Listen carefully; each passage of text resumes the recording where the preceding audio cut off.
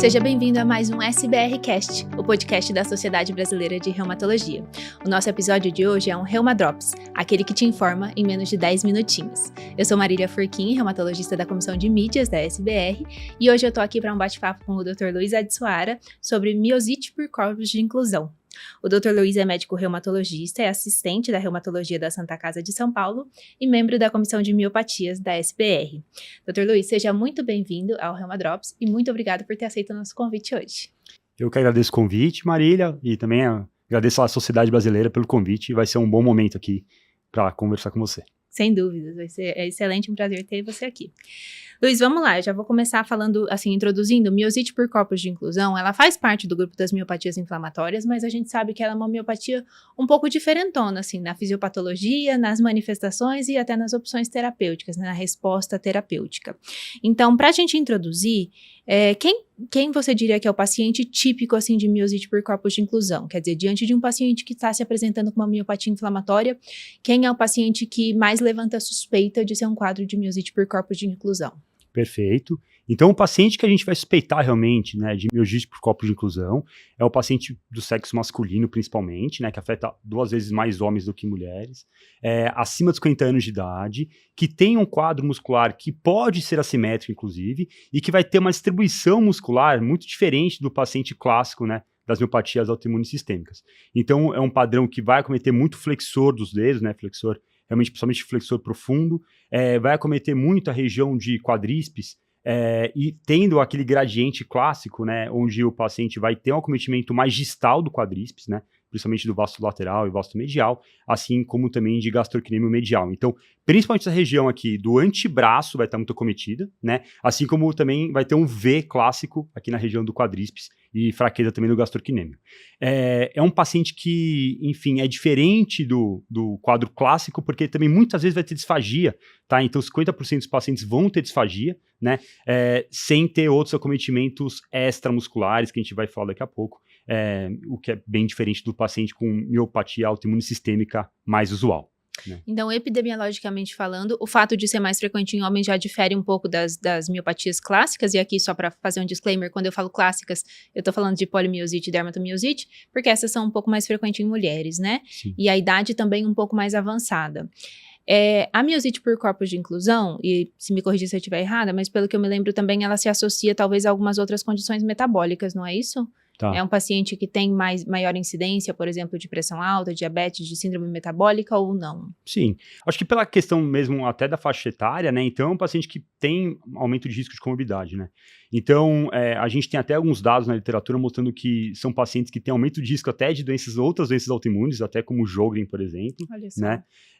São pacientes que têm um pouco de aumento de risco de outras doenças metabólicas por ser homem do sexo masculino acima de 50 anos. Talvez seja só um viés epidemiológico mesmo, E que, curiosamente, quando comparado com as demais miopatias autoimunes sistêmicas, tem o menor risco de câncer também, tá? Aproveitando que a gente está falando de comorbidade. Uhum. Tanto que o novo guideline em relação à investigação de paraneoplasia, para o paciente que tem uma miosite por corpo de inclusão, eles inclusive falam que você não precisa, de fato, procurar ativamente câncer, tá? Certo. Apesar de ter alguns dados na literatura mostrando um pouco de aumento de risco de cânceres hematológicos, tá? Essa é uma informação importante.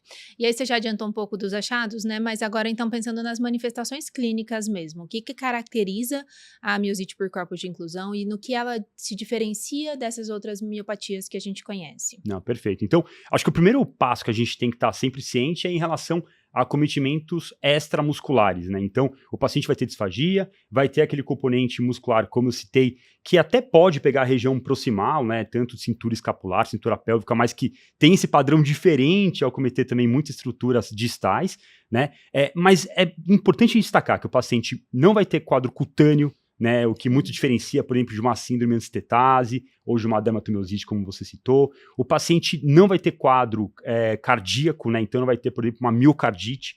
O paciente não vai ter quadro de pulmonar intersticial, que a gente tanto vê nas nossas outras doenças, desse grupo.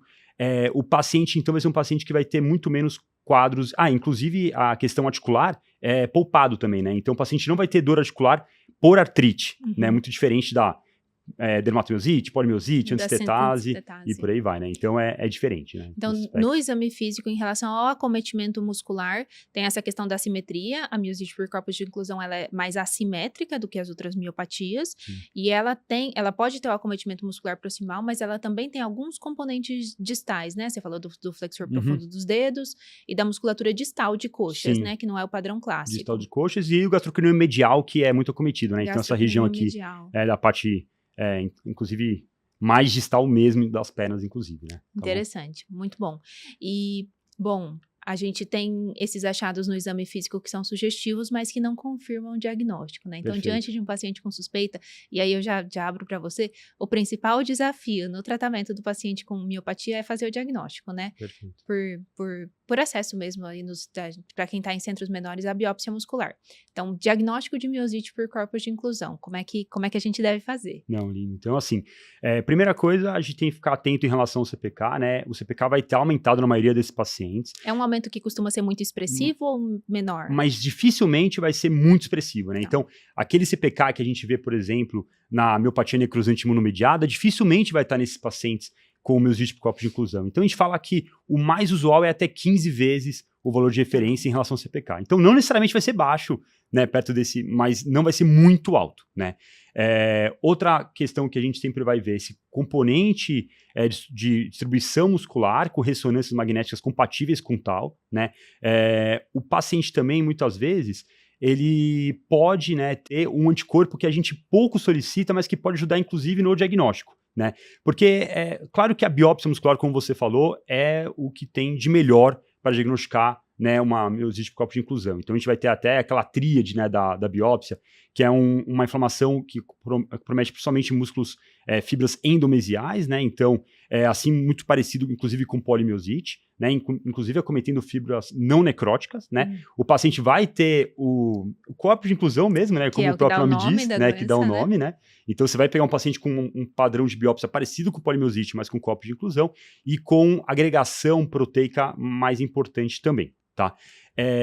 E aí, só que a gente tem que lembrar também que tem um anticorpo que a gente esquece, que é o anti-CNI1A5, tá? Que é um anticorpo que, quando você tem um paciente com um quadro muito compatível por corpo de inclusão, e você tem um anticorpo positivo, eu, pelo menos na minha prática diária, acabo não pedindo biópsia, em casos como esse, tá? Mas é claro que, né, se você for olhar os guidelines, eles sempre vão acabar indicando. Mas aí a acurácia do diagnóstico com esse anticorpo aumenta muito. E esse tá? anticorpo é fácil de ser pedido comercialmente? Aqui em São Paulo a gente tem alguns laboratórios que fazem, né? O custo não é exatamente barato, quando a gente está falando de um paciente do SUS, isso é complicado, não tem como ignorar isso, mas os pacientes, né, enfim, com um nível socioeconômico maior conseguem pagar, né? Infelizmente não é universal, seria ótimo se todo mundo conseguisse, né? E outra coisa também em relação à eletroneuromografia, né? Então, a eletroneuromografia, lembrar que ela nunca é muito típica de uma determinada doença, né? Então, ela só indica que tem um padrão muscular. Só que uma diferença em relação às outras miopatias autoimunes sistêmicas é que até 1/3 dos pacientes vai ter padrão também miotônico associado. Então, você vai ver um padrão muscular, como a miotonia é até 1/3 dos pacientes. Alguns até, então, tem uma misturinha aí com a parte neurológica na eletroneuromografia. Tá, que interessante. Separa. Muito bom. Então, tem estratégias para, pelo menos, se aproximar do diagnóstico, mesmo na indisponibilidade da biópsia, mas o padrão ouro é a biópsia muscular. Absolutamente. Perfeito. E agora, pensando em tratamento e prognóstico, Luiz, então, quais são as opções terapêuticas que a gente tem para os pacientes com miosite por corpos de inclusão e como é a resposta terapêutica desses pacientes? Ótimo. Então, até uma coisa que vale a pena citar, né, é que a miosite por corpos de inclusão geralmente tem um padrão bem lento e progressivo, que é diferente também dos nossos outros pacientes com miopatias autoimunes sistêmicas, né? Então, ele é geralmente lento, né? Então, é um paciente que às vezes vai chegar até uma fase mais tardia, né, no diagnóstico, e que tem um prognóstico muitas vezes ruim, né? Embora seja lento, é ruim. Então, a gente pensa aqui que a maioria dos pacientes com 10 anos de doença vai ter, de fato, a necessidade de usar uma bengala que seja, alguns já com cadeira de roda, principalmente quando abre numa idade mais velha, né?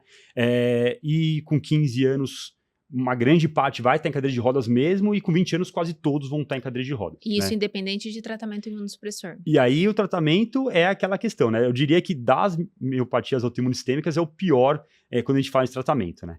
Bom, uma coisa que a gente nunca pode esquecer, a questão não farmacológica. Então, lembrar de sempre ter um auxílio muito importante com fisioterapia, terapia ocupacional, muitas vezes fonoaudiologia, inclusive porque alguns pacientes têm uma disfagia mais severa, e aí você tem que até, tanto a questão de exercícios que eventualmente vão ajudar alguma coisa, mas principalmente em relação a um aporte nutricional adequado para aquele paciente, né? Então, ter o espessante quando precisa e a consistência da alimentação. Outra coisa importante também é em relação à ingesta proteica adequada, né? Porque esse paciente tende a perder muita massa magra, então ter uma ingesta proteica, eventualmente até com suplementação, é algo que eu faço muito no consultório e mesmo no SUS, né? Quando a gente consegue. E alguns pacientes, inclusive, eu dou até creatina, 3 gramas, não tem um duplo cego randomizado, um estudo elegante assim, mas a gente vê que os pacientes costumam melhorar e tem alguns dados na literatura a respeito disso. Claro, fazendo atividade física associada, né? Tanto aeróbica como anaeróbica. Em relação a medicamentos, aí realmente é algo um pouco mais complicado. Primeiro ponto, imunossupressão, que você perguntou, né? Então, a gente não tem dados na literatura que mostram que, de fato, imunossupressão é importante para esses pacientes. Inclusive, a maioria das vezes você vai trazer mais dano, principalmente por causa do corticoide, né? Que, lembrando, pode fazer, inclusive, dano muscular, né? Quando mal indicado. A literatura cita um grupo de pacientes que é um grupo que eu me interrogo se é realmente uma miosite por copo de inclusão, que são pacientes que evoluem mais rápido, que fazem CPK muito, muito elevado, tá? E que esses pacientes talvez mereceriam um trial de corticoide, IASA ou MTX, tá? A gente tem um paciente desse na Santa Casa, inclusive, tá? Que é um paciente que ele tem, assim, a gente investigou muito ele tinha condições de até de fazer painel de anticorpos, ele fez tudo, e a biópsia veio compatível com o miosite por copo de inclusão. E só para te interromper rapidamente, Luiz, mas pelo que eu me lembro, na biópsia existe um processo inflamatório, né? Existe. Dá vontade de imunossuprimir o paciente. Exatamente dá. E esse, Marília, é um paciente que foi diferente desse clássico que eu falei com progressivo lento, porque foi um paciente que começou muito rápido e em menos de um ano, ele é tatuador, ele não estava conseguindo trabalhar. Então, assim, padrão completamente atípico, mas biópsia compatível, mandei revisar, inclusive, lá no HC, biópsia compatível, tudo compatível. Aí, ele por acaso foi parar com um colega neurologista que achou que era polimiosite e foi e pulsou o paciente. E ele melhorou barbaridade. Agora, eu me questiono, esse paciente de fato é uma miosite por copo de inclusão ou o processo diagnóstico de alguma forma está errado? Eu sei que e o engraçado é que a literatura até cita que tem pacientes de rápida evolução. Mas eu não quero que vocês, de forma nenhuma, guardem isso como o normal. Isso aí é algo completamente atípico. Talvez um subgrupo de pacientes. E que eu me questiono, será que é um outro subgrupo que a gente ainda não deu o nome certo? Ou será que o diagnóstico está errado? Alguma coisa? Mas o fato é que a minoria absoluta vai ter alguma vantagem em imunossuprimir. E aí a gente começa a ir para um outro mundo de medicamentos, né? Tem oxidandrolona que já foi testada, bimagrumab, terapia gênica, inclusive com folistatina, que são terapias para você, na verdade, ter um papel meio anabólico, tá? Por vias diferentes, né? E nenhum trabalho mostrou ter convincentemente ser bom mesmo fazer esses medicamentos. E tem uma outra linha de medicamentos, por exemplo, imunoglobulina. A gente sabe que alguns pacientes têm realmente uma vantagem, principalmente para disfagia, né? E aí a gente não sabe a longo prazo se tem bastante benefício, mas pelo menos a curto prazo muitos pacientes melhoram e a literatura mostra isso. A gente tem, por exemplo, a nivolumab, que tem alguns colegas estudando, série de casos sendo interessante, e agora tem uma fase 3, estudo fase 3 com sirolimus, que o pessoal usa para transplante e que talvez tenha algum benefício aí também nesses pacientes, mas ainda a gente não tem resultado ainda esclarecedor nesse sentido, tá?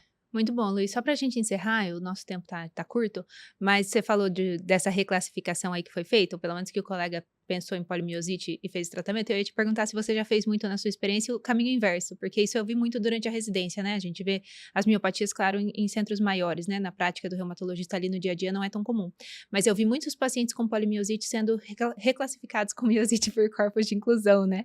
Parece que a gente vê cada vez menos polimiosite e tem visto mais esses outros diagnósticos, talvez pelo avanço das ferramentas diagnósticas. Você também tem essa percepção? Não, perfeito. É muito mais fácil errar o contrário, né? Então, sugerir que é um padrão inflamatório quando na verdade não é. E aí a miosite por copo de inclusão entra nesse balaio, né? A gente vê muita distrofia muscular, que a gente chama de polimiosite, vai reavaliar porque não está tendo uma boa resposta, e é uma distrofia, é uma miopatia metabólica eventualmente. Então a gente tem que ter muito carinho, muito cuidado, né, na hora de falar que realmente É uma polimiosite, Porque por a exemplo, né? polimiosite eu acho que é um diagnóstico mais fácil por ser uma miopatia pura, assim, ela não É. tem outras coisas que são específicas, não tem o quadro cutâneo da dermatomiosite, não tem os achados da antissintetase, então às vezes a gente vê uma miopatia e dá o nome de polimiosite, e não é tão simples Sim, assim, né? principalmente quando a gente não tem como fazer uma biópsia muscular, É. né? E isso não é nenhuma crítica aos colegas, porque na verdade às vezes tem difícil acesso, né? Na Santa Casa mesmo é uma luta conseguir uma biópsia muscular. Eu tenho que pedir ajuda dos colegas HC muitas vezes, né? A gente sai pedindo favor, né? Sai pedindo favor, né? Essa manhã não aguenta mais, né? Me ver pedindo É. biópsia, então tem que pedir favor para poder ajudar realmente, né? Tá Então, ótimo. Excelente, Luiz. Foi muito bom. Era isso por hoje. Muito obrigada de novo por ter aceitado o nosso convite, viu? imagina, é um prazer e eu fico à disposição. É, a gente vai usar. A gente vai ver mais vezes. Isso aí. Tchau, tchau, gente. Até a próxima.